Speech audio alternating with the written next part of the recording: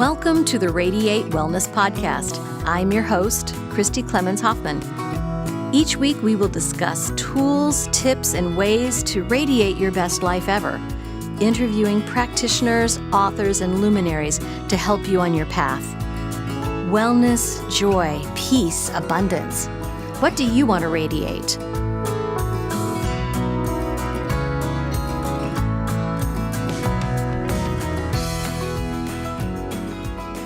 Hi, and welcome to the Radiate Wellness Podcast. I'm your host, Christy Clemens Hoffman, and I'm just giddy with excitement today. Today, we radiate the paranormal, or as I like to call it, the woo-woo, with Jim Harold, one of my podcast heroes out there. I listen to Jim's podcast, the Paranormal Podcast, and Campfire Stories with Jim Harold every week. And really enjoy it. So welcome, Jim. Oh, so glad to be here. Thank you so much for inviting me. It is a real honor, and I love talking about the programs and the paranormal. So this is a real treat for me today. Excellent. I'm just so excited. I can't even tell you. You've been doing this for quite a long time. When did you start podcasting? Well, I started as a hobby in 2005 and thought, if I get, 20, 30 people listening, that'll be a major plus. And lo and behold, it kind of caught on, and nobody back then, very few people knew what a podcast even was. Exactly.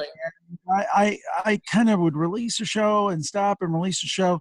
And then I realized that people were really saying, hey, when's your next show coming up and so forth. So I basically, in 2008, I really got serious. And then that was with the Paranormal Podcast. Started Jim Harold's Campfire in 2009, where next month will be our 10-year anniversary of that show. Awesome. And then was able to go full-time with it in 2012 and have been full-time ever since. So I'm very blessed to do this for a living. It is a cool job. Oh, it's a really cool job. And look at all the fun toys you have there. That's pretty nice. My motto is it's a business expense now. But it is. And I have like to have little like that little on-air sign, little gadgets and so forth in the back for people to enjoy when I do video. Yeah. Oh, that's fantastic. And of course, this will be video and audio podcast. So that's really fun. So, you know what I love about the Paranormal Podcast is it is totally paranormal. And, some people might be wondering why we're talking about this woo-woo stuff on a wellness podcast. But I want to tell you that Radiate Wellness, we are made up of, we've got an astrologer who does tarot. I'm a spiritual medium and a quantum healing hypnotherapist. So I am fully deep diving in the woo-woo. We've got every kind of energy work that you can imagine and a life coach who coaches on kind of these spiritual greater principles. So it seems like a really good fit. And everybody's got a paranormal story. Everybody. Yes, they do. And when I talk about the paranormal, maybe it's a little different than what people think of these days as the paranormal. I think when people hear that word paranormal, they think of the ghost hunting TV shows and the guys in the black shirts and they're out with the meters. And not that there's anything wrong with that. I mean, there's some great people in that area, and I've had many of them as guests on the show. Wow. But when I talk about paranormal, to me, when I started this show in 2005, and I thought, well, it's about the paranormal and it's a podcast. What could I call it? And that's how early it was. So I called it the Paranormal Podcast. But anyway, when I think of those things, I don't think of just ghosts. No, I think about the whole range of the unusual, from things like ghosts, what happens to us after we die, UFOs, cryptid creatures, head scratchers. And kind of my motto on that show, because it's an interview show where people come on and they tell, they share their books and different things they do, is like, hey, you can have the wildest theory out there. Now, having you on the show doesn't mean that I necessarily endorse or agree with the theory, but I want to get the thought process out there and get people thinking.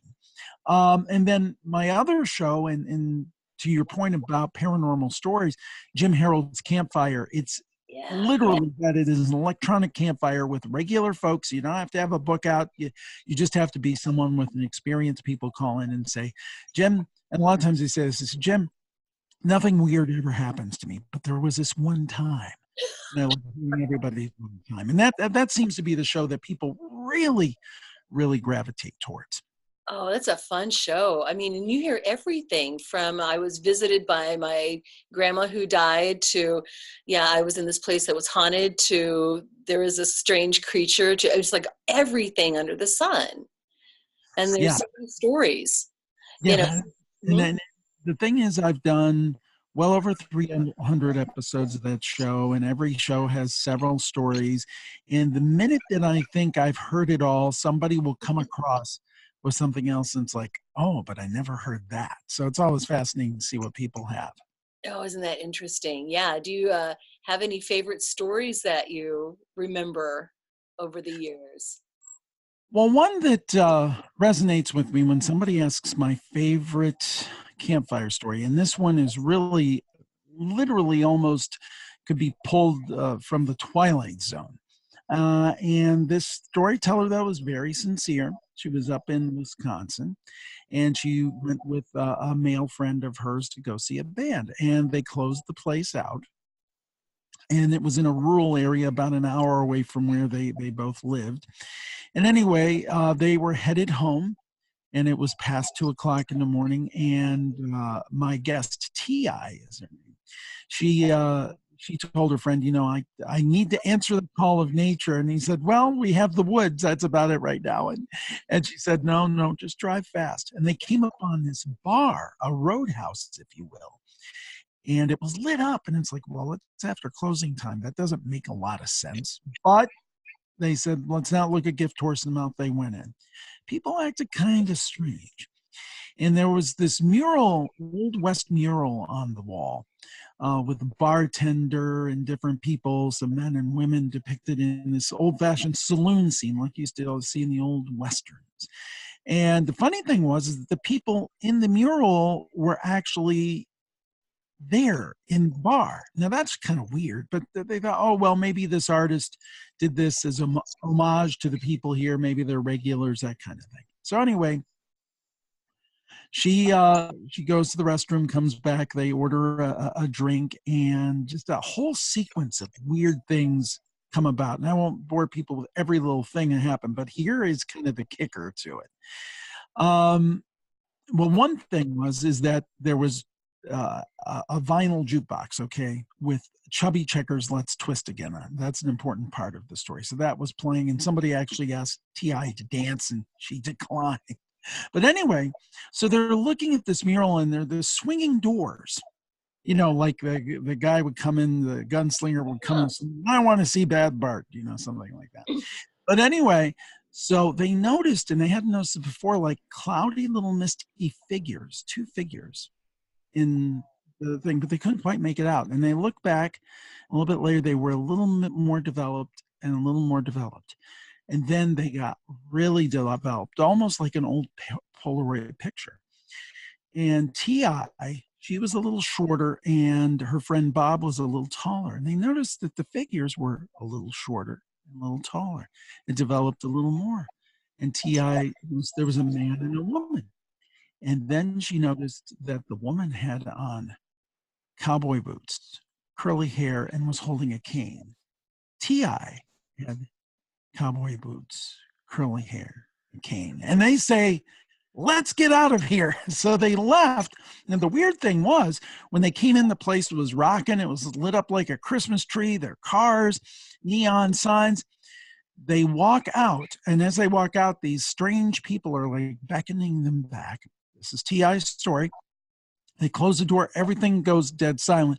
And there is a car in the parking lot, a single car, their car. They leave.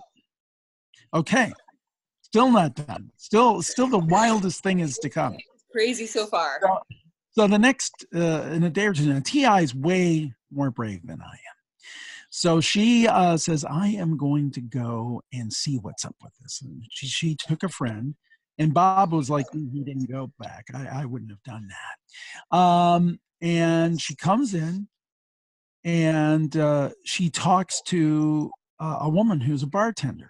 And so, oh, I was, and the mural was there with no mystic figures, by the way, in the doorway, but it was there. And she said, I was here the other night. There was this big, good-looking, burly bartender, and the woman's like, there's no bartender here like that. It's just me and my elderly father, the only bartenders. And then she knows there was a jukebox, but it wasn't an old vinyl jukebox that we would remember that played records, if anybody recalls those out there. No, they played CDs. And by the way, no songs by Chubby Checker on it. Now, here is another kicker. And then with that, T.I. left and said, I can't figure out. Here's another kicker. The place A actually exists, and there actually is a mural. My listeners have taken pictures and posted it on my Facebook group. Oh my gosh. You just kind of have to go, huh? Now, that is one of our more elaborate stories. Most of our stories are more kind of, I lost a relative and I saw them, or they came into a dream that's more real than real. Right. I mean, that's probably the most elaborate story we've ever had. But boy, what a story. That is crazy. I have a friend who has a very similar story of going on a family vacation. They stopped at this hotel, this little motel, actually, really tiny mom and pop type of place. Seemed a little creepy. The owners were kind of like the Addams family and just being a little creepy, and they spent the night. The owners didn't say very much. And then they went on their way. And then they got to where they were going. We're talking to some people and told them about this creepy little motel and the owners. And they said, over on, highway, whatever. Yeah. That hasn't been there for like 50 years. Oh, man. Yeah. Yeah. So that kind of stuff is crazy. Well, that is great. And I would recommend that they sign up and be on the Campfire show. We'd love to have that story. JimHarold.com/campfire, by the way, if you have a story. JimHarold.com/campfire. Excellent. So yeah, the Campfire podcast, I just love it because, just regular people call in with all kinds of crazy stories. And then on the Paranormal Podcast, you get some really fantastic guests. Where do you go looking for your guests? Well, over time, we've kind of built up a Rolodex. We've had everybody from Eric Von Daniken, Josh Gates, Nick Redfern. We've had a great turnout for many, many kind of the superstars of the paranormal genre. But when I first started out, I simply would just, find somebody who had a new book out or someone I was interested in and simply send an email. I mean, it started just, me in my den saying, I want to do this paranormal podcast. And it was so funny back in 2005, you would email people and they would be like, what's a podcast anyway? Where does this go? Over the years, it's really been interesting to see the evolution where now everybody has a podcast and, everybody's jumping in on it. But that, as far as I'm concerned, the more the merrier. We continue to do well, and there's plenty of room for everybody. There is, absolutely. And there's some really big names out there. NPR, as you mentioned on your website, the guys from Queer Eye, who I totally love, 2 of them have podcasts. MSNBC has a ton of podcasts. These really big pockets, these really big voices have them as well as folks like you, who is enjoying a lot of success, and as well as smaller podcasts like ours. I was really impressed that 2 of your podcasts have consistently been in Apple's top 100. That's pretty exciting. Yeah. Right now, I think we dropped out for a bit. I think there's some weirdness going on with their charts, honestly. A lot of people have been complaining about that. But yeah, we've gotten some great results there, and we've been featured at various times. And it's just exciting to know. And I hope that this opportunity continues to exist. I mean, my background had been in radio. I'd worked in the radio business for a number of years, not in front of the mic, but behind the mic. And the thing is that I, as an individual, have been able to create a small media company and, I have a team of independent contractors and things I use for some artwork and virtual assistants and things. Just to be able to have your own little company and do it ethically, which is a big thing for me. I'm a kind of an ethical capitalist, the way I look at it. And for an individual to be able to do that, I think that's great. I hope that with the big voices getting in, and I think that's great because that introduced our medium to more people, but I hope that it doesn't drown out the smaller voices, particularly people who are just maybe starting out where I did in 2005 and wanting to just say, hey, I want to start a podcast and see what happens. I hope that we don't lose that opportunity with the growth and with the big voices getting in. Yeah, agreed. Yeah, it seems to be exploding right now. All of the podcasts coming out all the time, and some really fantastic ones like yours. And I also wanted to give you a shout out for the other podcasts we haven't mentioned. You also have Soulmate Stories. Yes, that's a new one I'm doing with my wife. She's been ill for a couple of weeks, so I know. yeah, she's doing better though. She's back at work, and it's a process when she had pneumonia. Yeah, that was scary. But yeah, that show is kind of a spin-off, I would call, of Campfire, because it takes that concept of real people's real stories, but these are about how people met, how they got together, how they met their soulmate.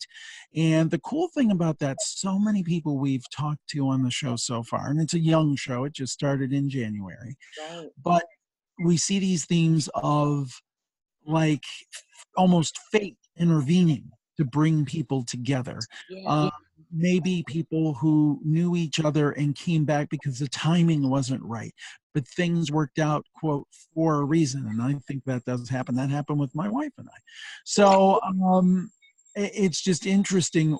It's not a paranormal show per se, but you see some of those same elements like fate and so forth coming in. And I love doing the show. Oh, yeah, I would consider that to be somewhat paranormal. We have synchronicities.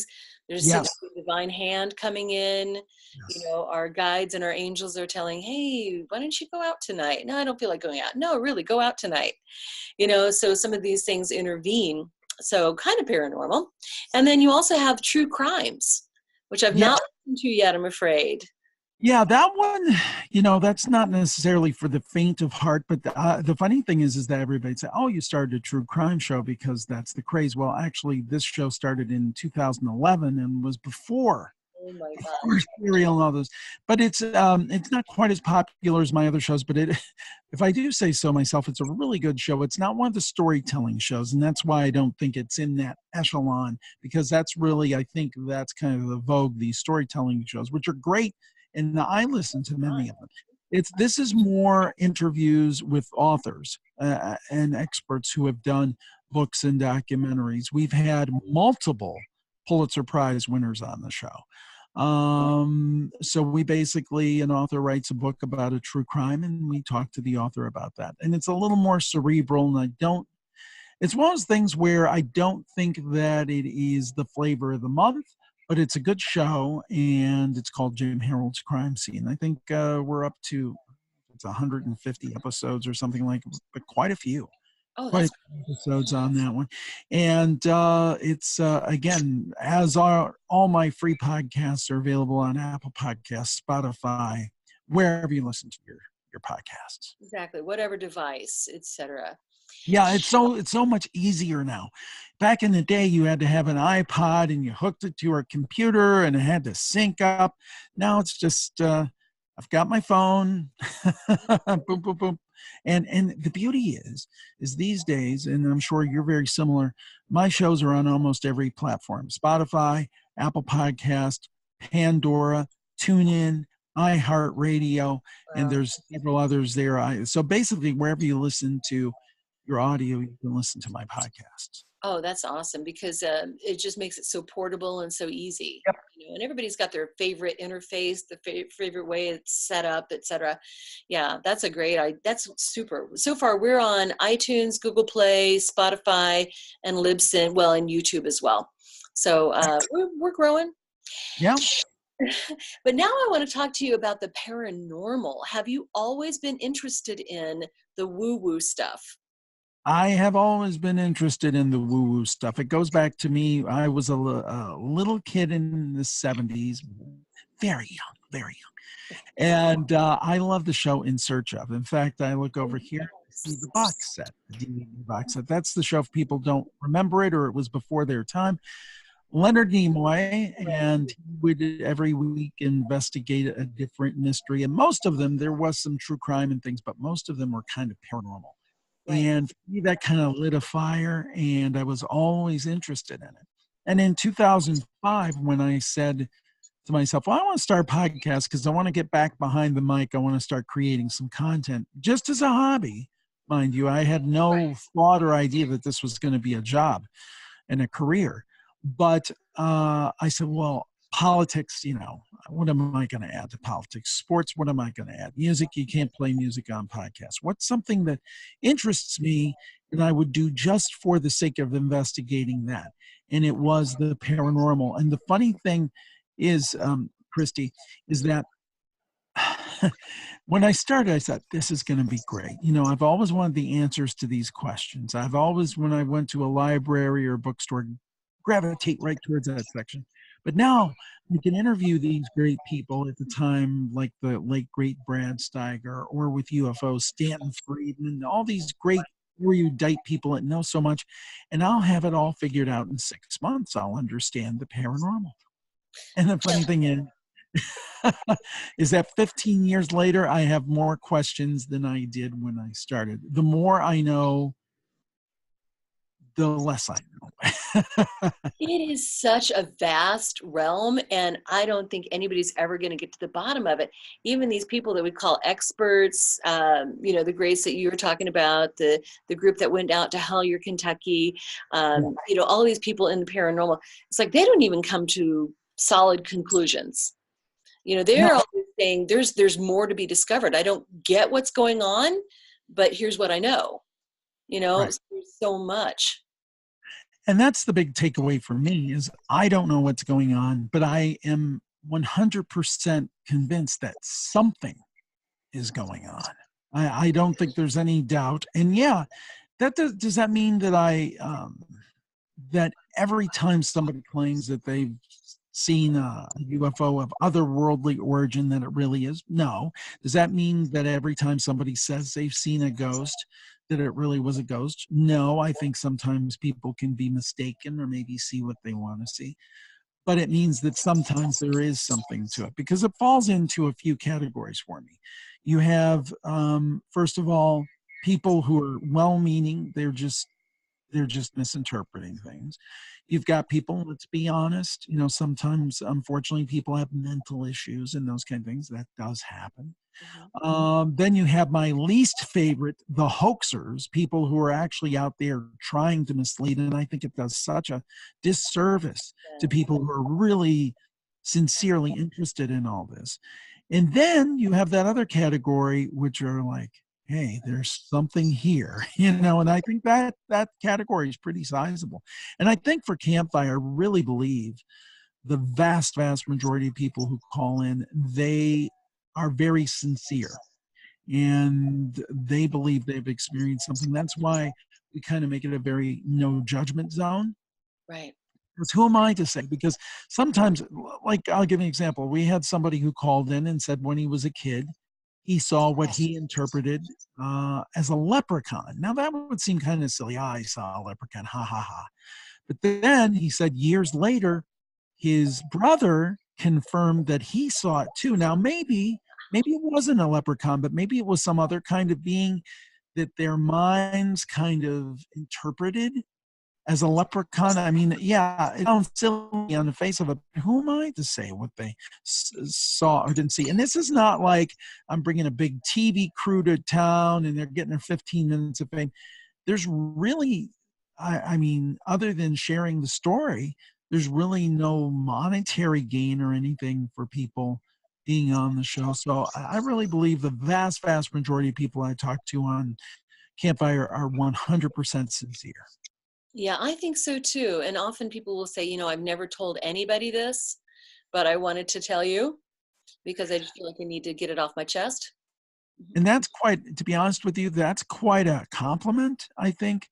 To me, when somebody says that, hey, I've never told anybody this, wow, what a compliment that they would come on my show and share it with me and by extension the audience. And that's one thing that happened with the show that really surprised me, is that with Campfire, I when I first started, I thought, oh, this will be fun. It'll be like sitting around a campfire telling stories. And it is that. But some people have said, Jim, this thing happened to me 20 years ago. I thought something was going on, something was wrong with me. But now I heard this person and that person and this person say the same thing happened. And now I realize that this is something that really happens. I mean, it's provided comfort to some people, and that's great. I don't claim to be any kind of therapist, or I never claim anything like that, but it has been in some ways cathartic and therapeutic, I think, for people to have this shared experience, whether as a storyteller or simply as a listener. Oh, I think so too. And like I said before, everybody has these stories, and we just think, am I crazy? Did this really happen? I can't tell anybody because they're going to think I'm crazy, and then I start to doubt it. Well, I can tell you something, and this is the first time this story has been told. And I'll tell it. It happened to my wife. It happened in the last week. Oh my Or gosh. 2 weeks. Yeah, this was right around when all this happened.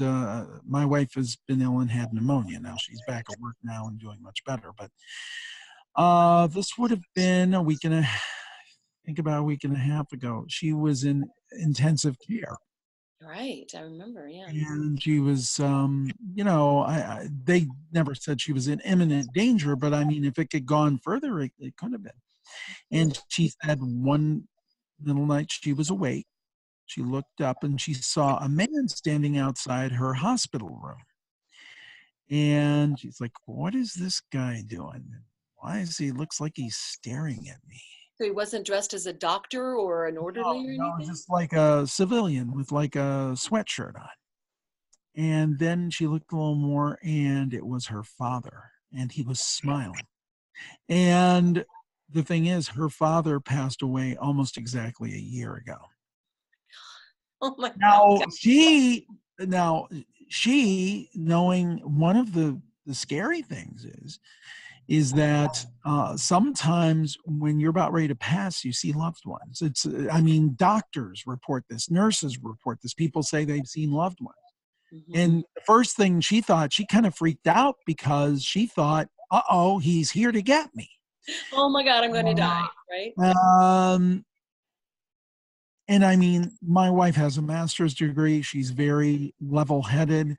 I'll be honest, sometimes I'll do a show on something and she'll kind of roll her eyes and I'm like, well, but there's something to this. And she's probably more feet on the ground with these kind of things than I am. And she had another great experience that we've shared on the show that we could talk about some other time, that happened 18, 19 years ago before I ever podcast or anything.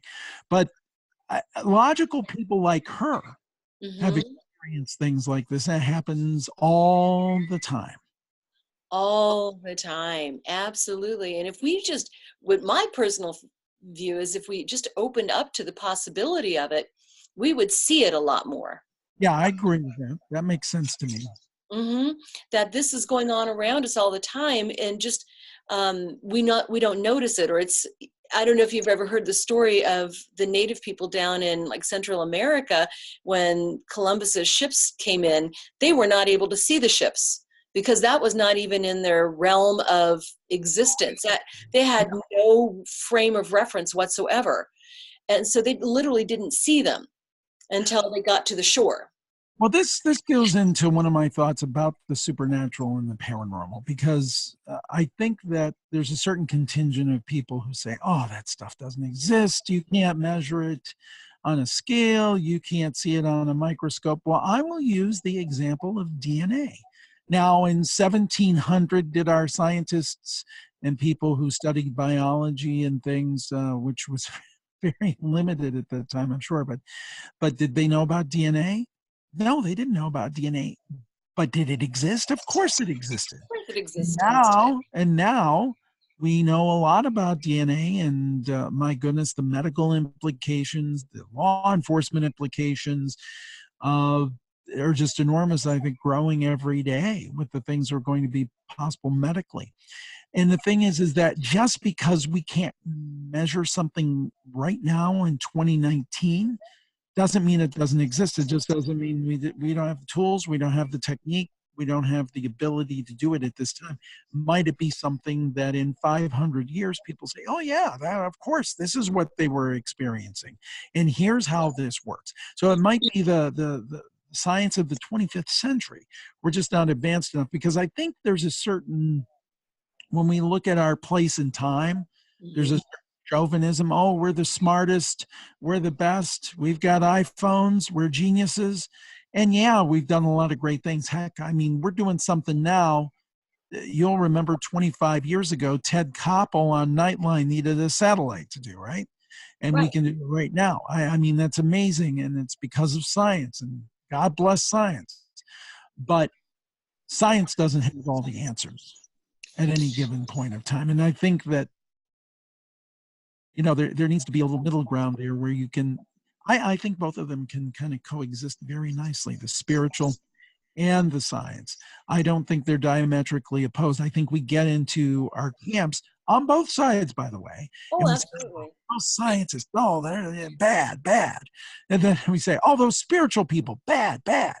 And it's like, well, can't we find a meeting in the middle? I think there are people like Dr. Julia Mossbridge and some really interesting people who are trying to do that these days, Dr. Dean Radin. And I hope they have success, because I think that's where we should be, is trying to have a meeting of the minds. Hi, this is Christy. I just want to say that we here at Radiate Wellness hope you're enjoying this podcast. It's free to you, and we hope that you find it informative and inspirational. Heck, even fun. We have just 3 small asks of you to help us radiate growth. First, please hit the subscribe button on whatever platform you're listening on. That way, you'll receive a notification every time that we have a new podcast episode out. Next, please give us a thumbs up, a like, or a 5-star review. If you're feeling inspired, a positive review wouldn't hurt. These 2 small things will help others find us when they're searching for great podcasts. Finally, please tell your friends about the Radiate Wellness Podcast. Better yet, show them how to find us and how to subscribe. If everyone did that, we would double our audience. Thanks a lot. We really appreciate it. Oh, I think so. I think the truth is somewhere in the middle there. We just, like you said, we just don't have the equipment to perceive many of these things. But like when we just open ourselves to the experience, then we'll see a lot more, because we're expecting it in a way. I teach a class called Love Never Dies. It's about how spirit connection and spirit communication actually works. And people who come to that are usually people who've lost someone. And so during that class, they'll say, well, my mom died 25 years ago and I've not heard anything from her. But then I'll list, well, they can show up as a feeling on the skin, as a fragrance. They can show up as with ladybugs, with butterflies, with cardinals, with certain music. And then they'll say, oh, well, yeah, I have that stuff all the time. But they're not putting that together. Right. But I believe that we're all evolving to the place where we're able to see these things again.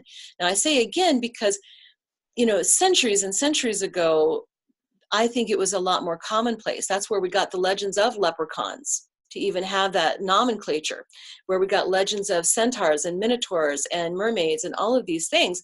I feel like people were perceiving them many centuries ago and writing myths and legends about them, or what we consider myths and legends. They may have considered it documentaries.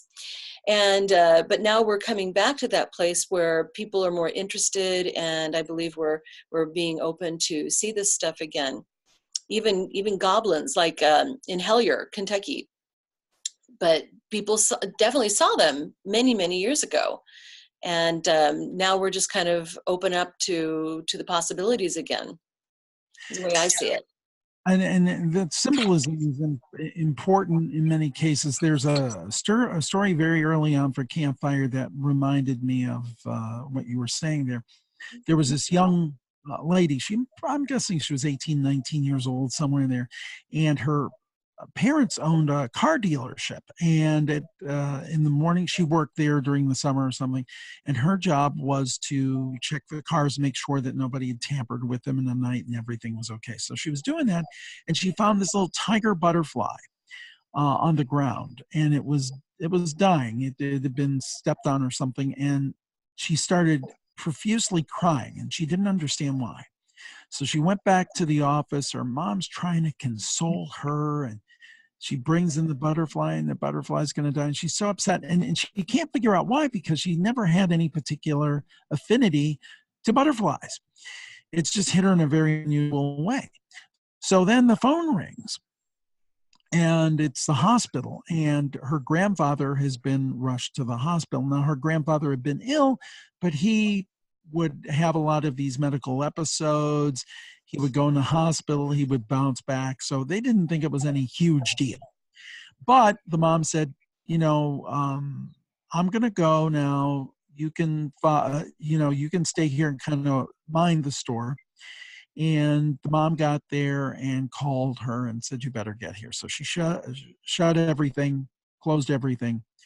And she said she never went so fast, drove so faster in life. She said she made every light and got there. And I believe they got there shortly before grandfather passed. So anyway, she was close with her grandfather, and she was distraught. So she just, she went back to the house.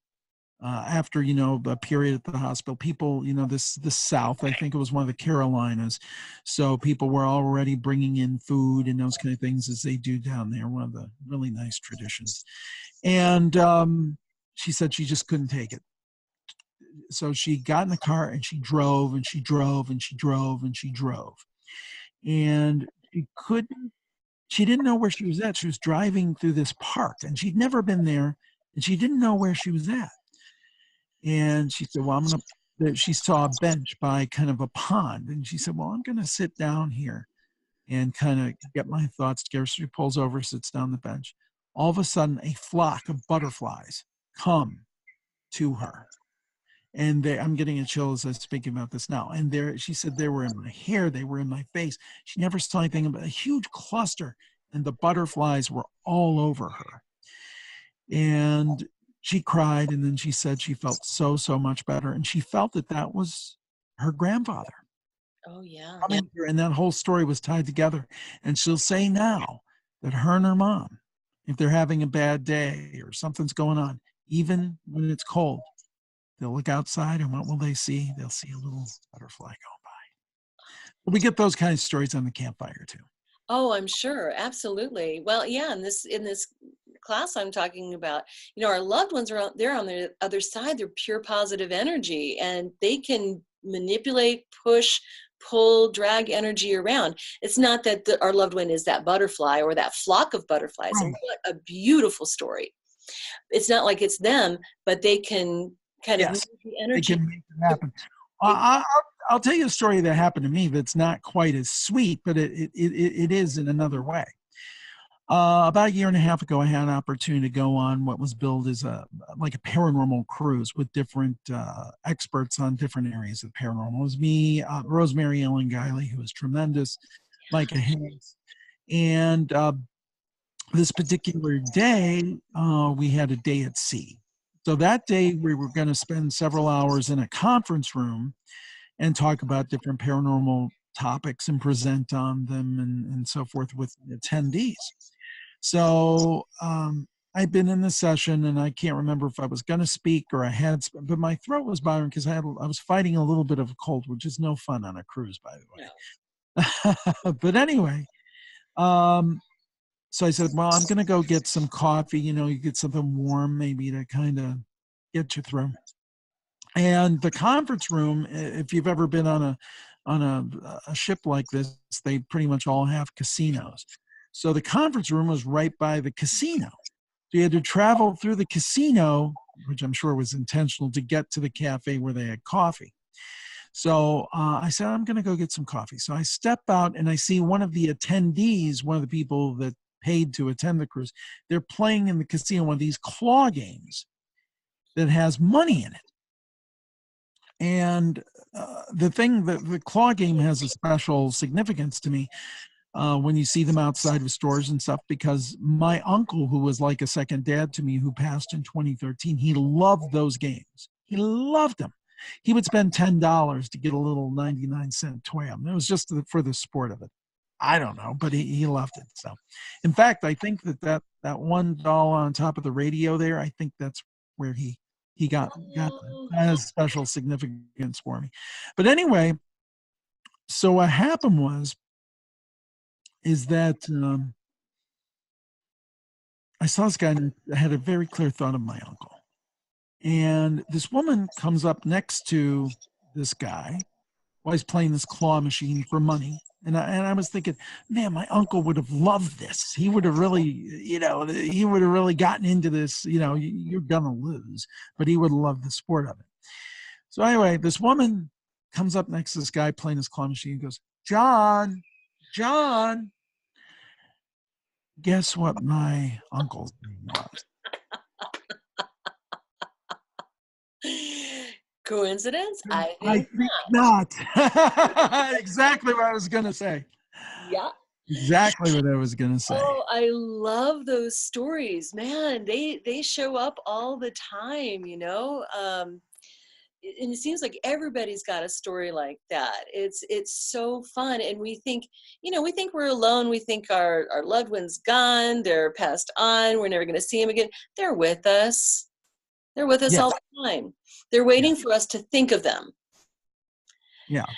They're waiting for us to bring up their memory, to think of them, and then they come whoosh, swooping in. So it's so funny, Jim, because people ask me all the time, they say, well, you're telling me my mom's with me. She's always with me. She never leaves me. That's absolutely right. Well, how about when I'm in the bathroom or I'm in the bedroom with my husband? And I say, well, are you thinking of your mom then? Probably not. So your mom's not going to be swooping in then. Good. True, they're with us, but they're only a thought away, right? Yeah, we can do things like reminisce about them and bring out pictures and talk about them, play their favorite music and stuff like that. They can't resist a party, and they can't resist you thinking of them. Yeah, so that's awfully fun. And so it sounds like you kind of have a similar background. I was the kid who was always into the woo-woo stuff, and people thought I was crazy. The other kids thought I was nuts, but it was just always there. And I remember on the Paranormal Podcast, well, and on the Campfire too, you're saying all the time, oh yeah, well, I've never had any experiences. I'm not one of those people. Yeah, that's true. That's true. Well, that's the thing is I don't see them, because I think of people, they talk, they have full body apparitions and things, but I think I do the same thing that most people do. They discount, they think, oh, it's just a coincidence. And the funny thing is I do this for a living, and I talk to people all the time, and I respect and I value their stories. And then sometimes my own, I kind of like, oh, well, maybe it was a coincidence. Yeah, or it was a fluke, or I just imagined it. I wanted to see it. I wanted to see that. Right. No, being a spiritual medium, every place I go, every place is just like lousy with spirits. I mean, they're everywhere. Angels, spirits, ETs, all of that.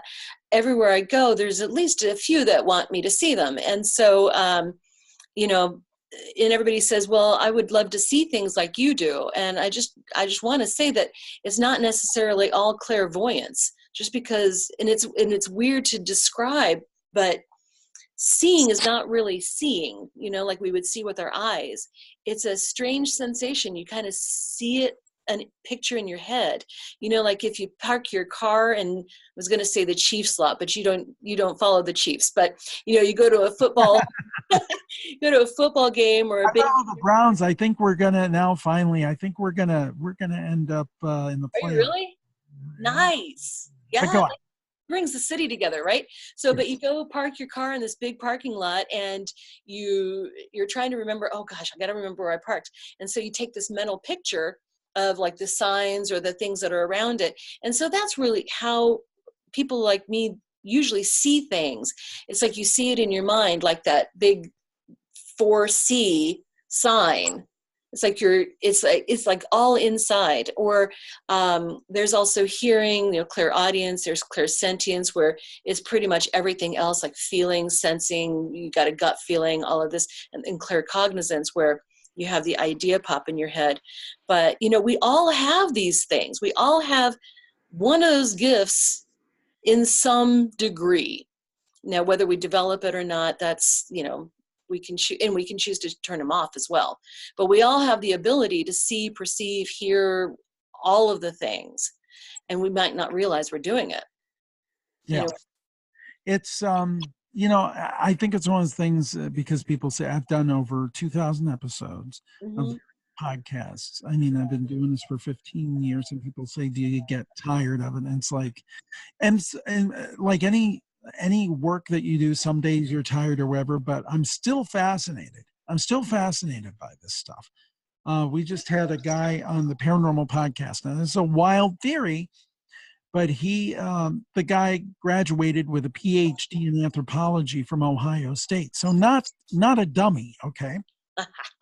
His theory, and it is out there, granted, as that aliens or ET that we see are humans time traveling back to investigate us. Right. Now, again, that sounds absolutely wild and out there, but then you think about it, and it's like, well, that actually that could be an explanation. And that's what I love about my shows, is that I don't really. And that used to frustrate me when I was a kid, when I'd watch In Search of, and I'd say, well, but we may never know. And it's the truth. We may never know. But boy, is it fun asking the questions. Oh, and, it is fun. And kind of expanding our horizons in terms of saying, yeah, this could be one possible explanation. So I just hope to make people think. That's kind of the goal. Right. And they do. I mean, your shows are very different from each other. It's like you have no two themes on, in 2 given weeks. And it's all kinds of different stuff. I remember the Soul Dog episode. I love that because I do work with animals as well. Totally have souls. And the time traveling aliens, oh my gosh, that was so fascinating. But there's room for Mothman and other cryptids, just general high strangeness that you can't really explain. And then what you love to call the head scratchers. Yep. That makes you go, huh. Yeah, and then a lot of those don't necessarily fit into a category. It's just kind of like, well, that was weird. What was that? What was that? And we may never know. And that gets some people that drives them crazy. People who just have to think logically, and it's either this or it's that. It's black and white, and that doesn't fit into my categories. So I don't perceive it, but it's going on all the time if we choose it. Yes, it certainly is. I mean, there's something to this. I don't think there's a lot of smart people, I think, who agree with me. There's something going on. What it is, maybe we will never know.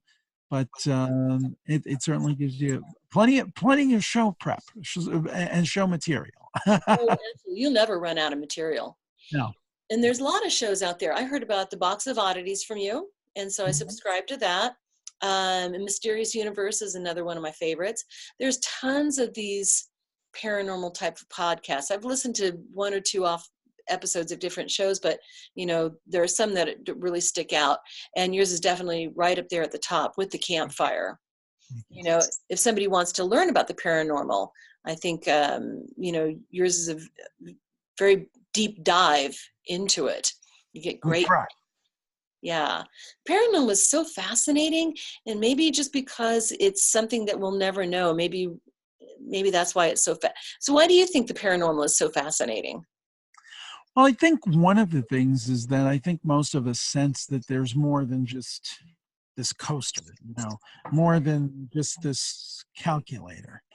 That there's, I think, something we're innately born with kind of lends us that way. And as you said, some people shut that off and say, but I think most of us down deep know or believe that there's something more. And I think it's like, the basic human need almost. It's like the need to breathe or to eat or reproduce or whatever it is.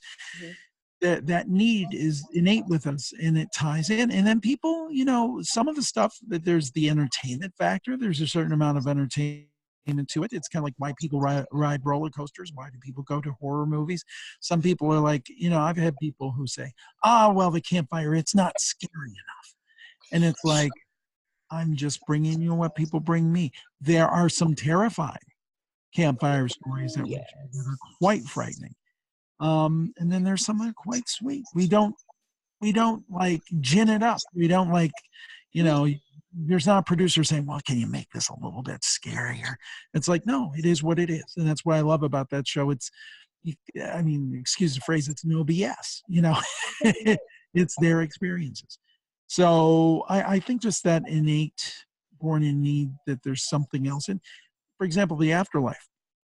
I often say, and you probably heard me say this, we're not all going to see a UFO. We're not all going to see a Bigfoot. We may not all see a ghost, but I hate to tell everybody listening to this show is going to die eventually, hopefully many, many years down the road. And we all want to know what happens afterwards, whether for ourselves or for our loved ones. Mm-hmm. So I think that's another factor that comes into play. Oh, I think so too. And have you ever had anyone on who's had a near-death experience? Oh, yes. One of the most striking, and this was several years ago, was Howard Storm. And the picture he painted of his life is he was kind of bon vivant, kind of a raconteur, kind of I'm not getting the word right. He was a bit of a scamp. And he kind of lived a life of debauchery, to hear him tell it. And he had been a professor, an art professor. And I think he was in France or somewhere in Europe, and he almost died of, I believe, a heart attack. Wow. And he had for him, a very religious experience when he had his near-death experience. And this guy, and you can find videos on YouTube and things of him, he totally changed his life. He became very religious. He became a minister. Actually, his lifestyle and his philosophies changed so much, he ended up getting divorced. And he totally changed his ways of living. Now, I'm not saying if that's wrong or right what he chose to do. I'm just saying that these are very, very striking examples. And one story we had in the campfire that was really interesting was actually from someone who I believe was a paramedic. And she remembered that she life flighted somebody to a hospital. This was in Kentucky. And she didn't think the guy was going to make it. And she remembered this for some reason. And then a few years later, or a few years later, I'm not sure which, she went back to that hospital. And the guy that she was reviving, who was passed out the whole time, he was unconscious. Yeah. He said, I remember you. And she remembered him. She's like, well, he said, yeah, you were there when they rushed me to the hospital and life flighted me, and you were wearing a gold and yellow jacket, or a brown and yellow jacket, or whatever described. She thought, I remember him. I thought he was going to die, but he couldn't remember me. He couldn't possibly see me. He was unconscious. Yeah. So I think to that, and you hear so many of those cases where somebody will, they'll die temporarily, and they'll report medical personnel doing things that they couldn't possibly know about. Where everybody was standing and the things they were saying. Exactly. Right, yeah. Because the body's starting to come out. And people say, the skeptics say, well, that was a hallucination. Well, I could see part of that being, but when they can report back what the people said, how do you explain that? And they just kind of get silent. Oh, that's interesting. Like Dr. Eben Alexander, have you heard his story, Proof of Heaven? No, I heard him. He's been a guest twice on our show. Oh my gosh. Okay, I'll go look up those episodes. I'm new to your show, like the past year, so I got to go back to old episodes. That's fantastic. Yeah, and his story of the near death and coming back and reporting on heaven, it's amazing. We hear stories of that all the time too. Yeah, I believe it's real. I mean, I think that we definitely, when we pass, something happens. I don't think this is it. I mean, it would be, to me, kind of depressing if this is it. But I think, I've always I came from kind of a Christianity background, and I haven't gotten rid of that or anything, but I haven't opened my mind to other thought process. The idea of reincarnation I find fascinating. Uh, I just do think there's something beyond. I really, really do. I think that this is not the end at all. It might be the beginning. Now, something you said there, you had a Christian background. So, and that doesn't mean that it precludes anybody from anything, right? But sometimes we have the idea that, these very Christian, very religious people don't believe in ghosts. And certainly parts of my family, oh boy, I've got a story about that, but that's for another time. But the parts of my family who are very strictly religious, they don't believe in any of this stuff. So does your family approve of what you do? Are they on board? Well, the funny thing is that my family never gave me any grief over it, because I think that they kind of believed both things at the same time. And that's kind of like, I don't know if that makes sense or not, but no, not really. Not really. Now, my parents weren't like super fundamentalist or anything, even though in high school I did go to a school that kind of espoused that, and went to a church that espoused that. And I'm sure that they would they would not be real fond of some of the things that I cover. But no, it's not been the case. And the funny thing is that I find that some very religious people have a great interest in all this, because they have opened their minds to the spiritual, maybe in a different direction, but they've opened their minds to it. So they might be more open to it than if, let's say, that I were raised by atheists. See what I'm saying?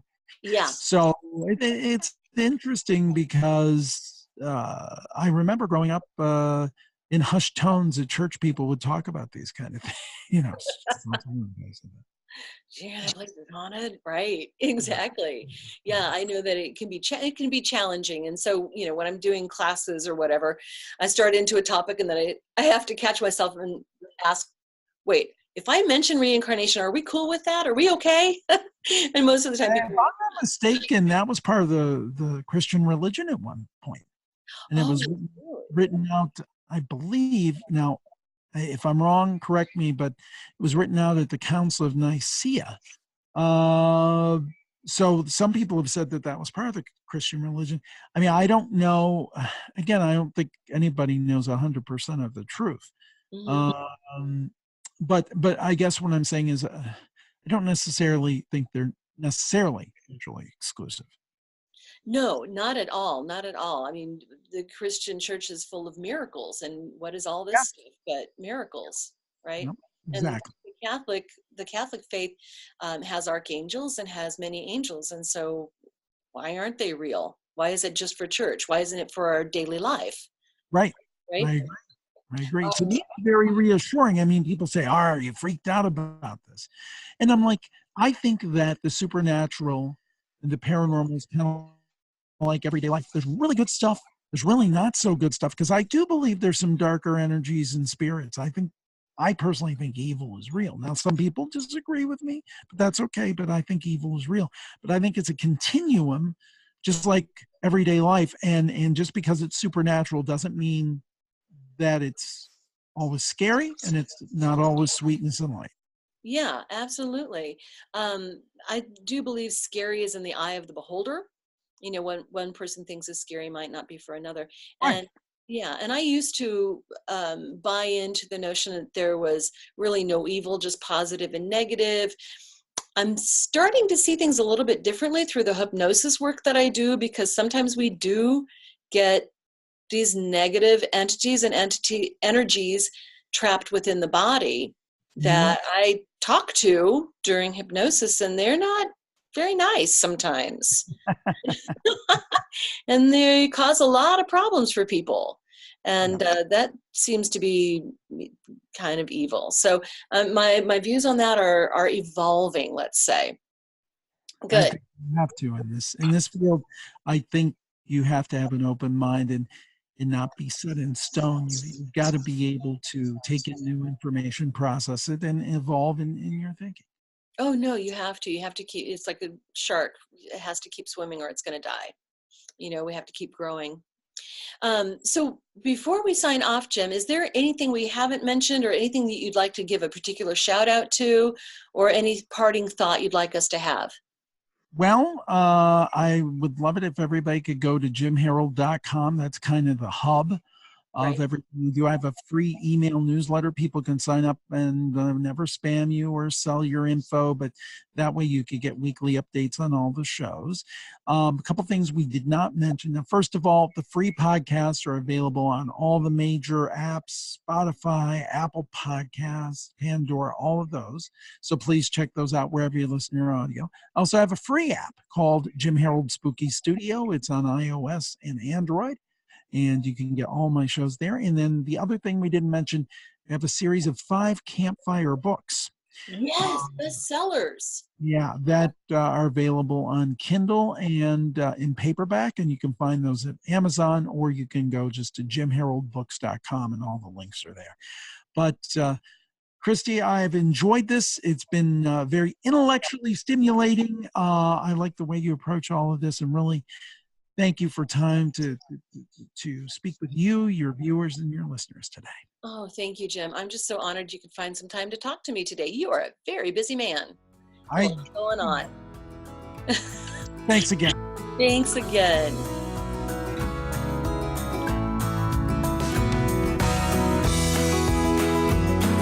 Radiate Wellness is a community of holistic and alternative healers and consultants based in the Kansas City area, dedicated to helping you create spiritual, energetic, and physical well-being. To learn more about our practitioners, services, classes, and events, or to schedule an appointment, visit us at radiatewellnesscommunity.com.